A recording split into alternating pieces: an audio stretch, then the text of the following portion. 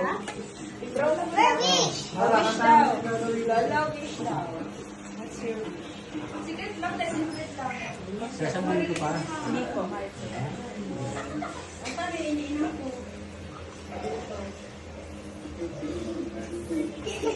Okay lang, okay lang. Spokesperson. Okay, let's pray. Let's pray.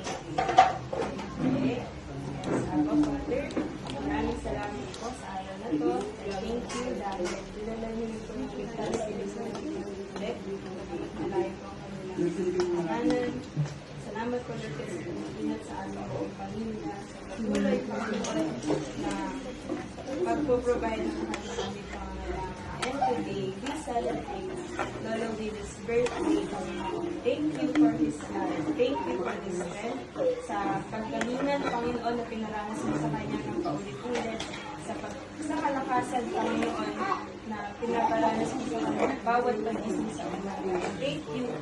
Nangin ko, Lord, na maranasan po ni Lolo ang revival, ang karunungan mo, Panginoon, siyang lumalay sa kanyang buhay, Panginoon, namin ko maranasan mo yung kagalakan sa paglilingkod sa iyo, Panginoon. Tapos puso ng banal na Espiritu na higit na mahalaga sa lahat ng bagay. Lord, maranasan po ito ni Lord sa mga pangalan ni Jesus.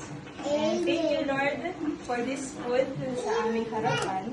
Salamat, Panginoon, dahil mula sa kanina, Panginoon, hanggang ngayon, ikaw po ang nag-provide. And thank you. Dalangin ko, Lord, na ingatan mo po si Tita Beck sa kanyang pag-uwi. Maging si Mara, Panginoon. Binabalot ka namin siya ng iyong kapangyarihang dugo.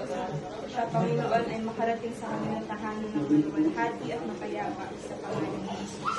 Kaya salamat po sa kagalakan nito sa celebration ng aming Lolo Will's birthday. Thank you, Abba Father. In Jesus' name, Amen. Amen.